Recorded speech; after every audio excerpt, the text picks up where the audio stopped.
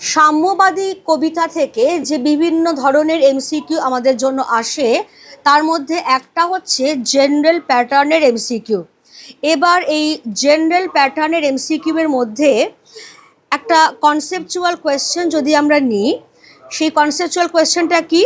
সেখানে হচ্ছে যে দেবতা অবস্থান করেন, দেবতা কোথায় অবস্থান করেন?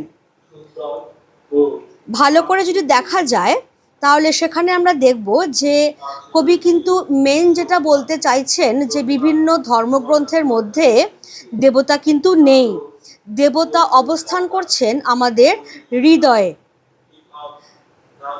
দেবতা তাহলে কোথায় অবস্থান করছেন? একটু আমরা অপশনগুলো দেখে নিই।